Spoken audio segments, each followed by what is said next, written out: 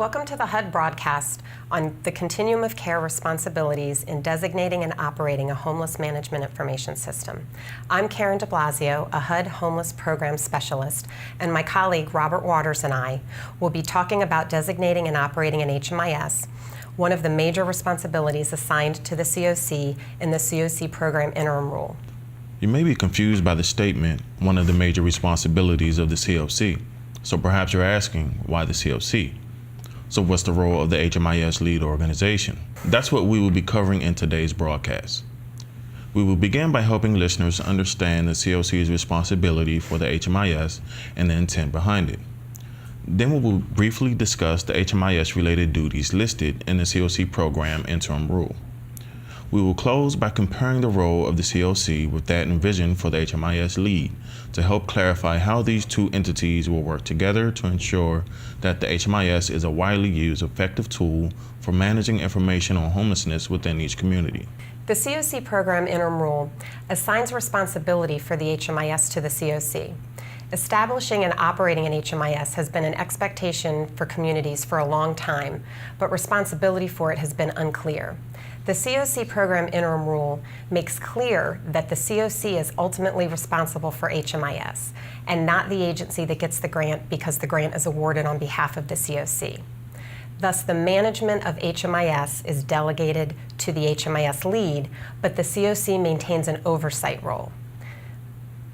Let's talk a little bit more about why the COC has been given. Homeless system design, operation, and evaluation are the responsibility of the COC.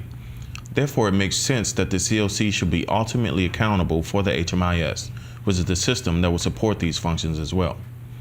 HMIS data are fundamental to help the COC understand the extent and the nature of homelessness and how well the system is working to address it. If implemented well, the HMIS should also support the management of the housing and service system. And of course, the COC is responsible for reporting HMIS data to HUD to communicate how well the system and its projects are doing.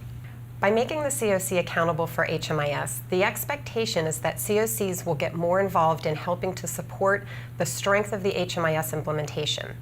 For instance, through its role in setting priorities for COC program funding, the COC may be able to secure stronger participation from providers who are not consistently entering data. The COC may be more likely to use the HMIS as the foundation for its other functions, which in turn enhances the HMIS's value and avoids the proliferation of data systems within the COC. And finally, as it reviews and approves the HMIS privacy, security, and data quality plans, the COC may be in a better position to ensure that the HMIS policies are consistent with the COC's goals and systems processes. Let's summarize the HMIS-related responsibilities that are specifically listed in the COC program interim rule for the COC. First, the COC must designate a single HMIS system for the geographic area and the single eligible applicant as the HMIS lead. The HMIS lead is the only applicant eligible to apply for COC funds under the HMIS program component. The COC must review, revise, and approve the HMIS privacy plan, security plan, and data quality plan. It must ensure the HMIS is administered in compliance with HUD's requirements, and it must ensure consistent participation in HMIS of all recipients and subrecipients. Before we close today's broadcast, I'd like to review the relative roles of the COC versus the HMIS lead. The COC is ultimately responsible for designating the HMIS and the HMIS lead, and it's broadly responsible for the HMIS implementation, which encompasses the plans, policies, and procedures governing the HMIS lead, and the contributing HMIS organizations, or CHOs. The role of the HMIS lead will have to be negotiated with the COC. But as the custodian of the HMIS implementation, it seems reasonable to imagine that HMIS lead will be responsible for developing the plans, policies, and procedures for review and approval by the COC. The HMIS lead also executes participation agreements with each contributing HMIS organization, ensures that each HMIS user has signed an HMIS user agreement, manages the system on the day-to-day basis, and provides technical support and training to users.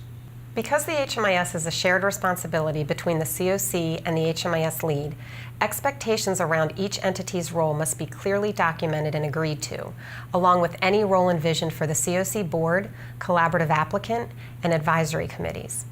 Each COC is required to formalize the designation of the HMIS system and lead agency through a written agreement.